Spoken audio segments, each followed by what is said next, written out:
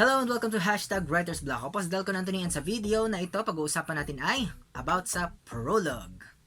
Let's begin.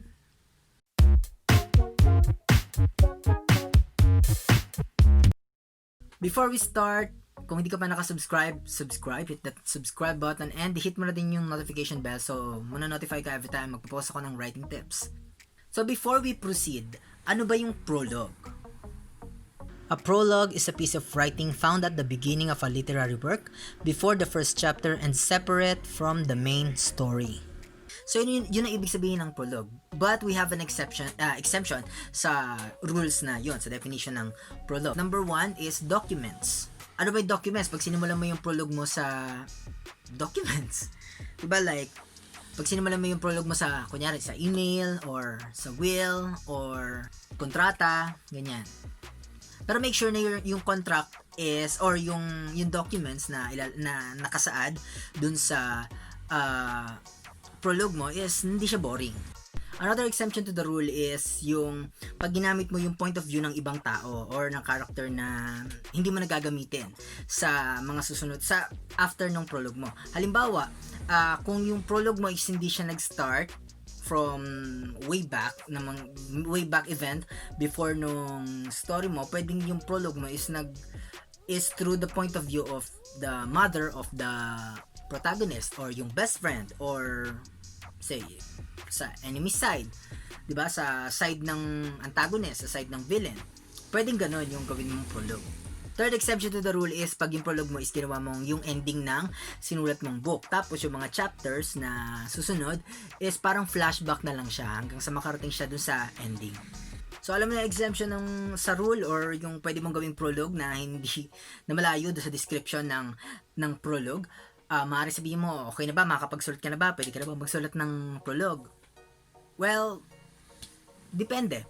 No, kailangan may tanongin ka sa sarili mo, 3 tanong. Before you start writing a prologue. Kasi maraming writers ang aliw na magsulat ng prologue. Ang nasa thinking nila is they need to write a prologue. Kailangan may prologue yung story nila, kailangan sa tingin nila required.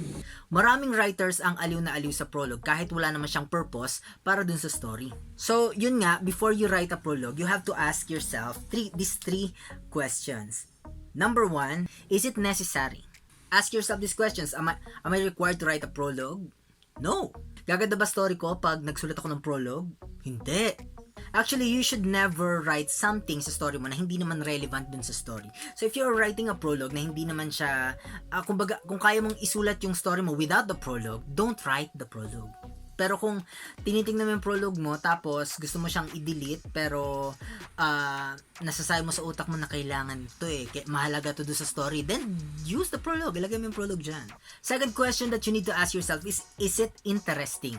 Tandaan natin na ang prologue is not an info dump. So, kung ang ilalagay mo sa prologue mo yung buong history ng story mo, na ano siya, text lang, pure text, pure pagkukwento lang, like halimbawa, once upon a time, ganyan, in a far away place.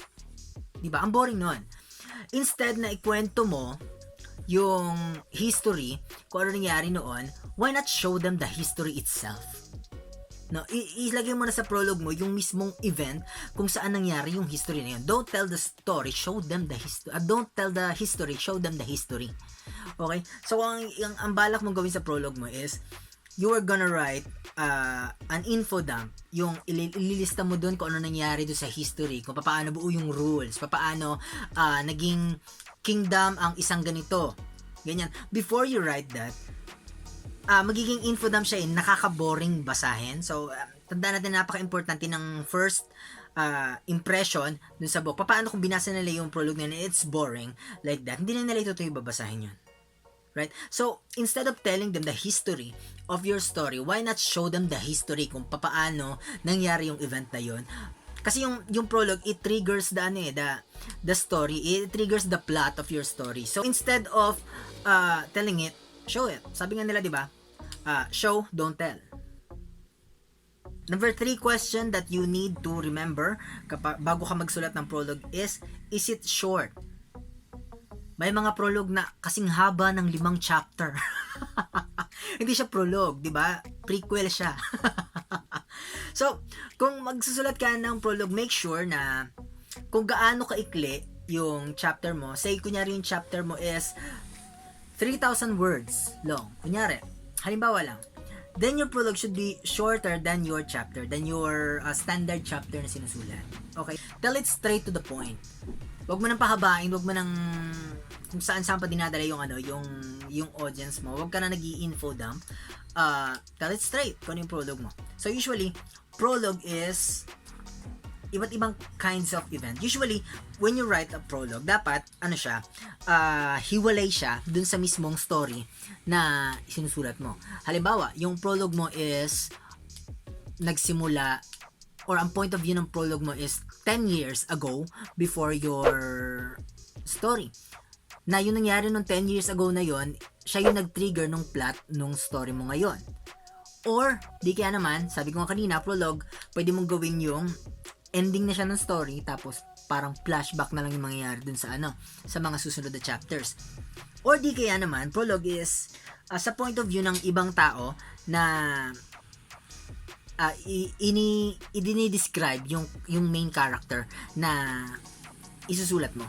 So, pwede nga ang point of view ng iyong prologue is the point of view of the mother of the protagonist.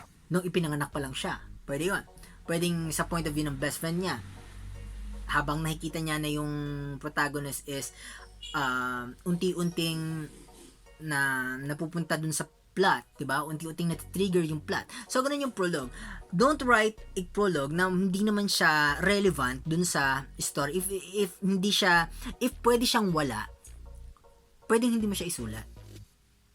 Okay, hindi required ang prologue sa book. If you can write your book nang wala yon, if you can start on chapter 1, then so be it. Start on chapter 1. Don't write a prologue kung hindi naman necessary. Although pag necessary, yung story na yon, before you write the actual chapters, before you write the parts, then write the prologue.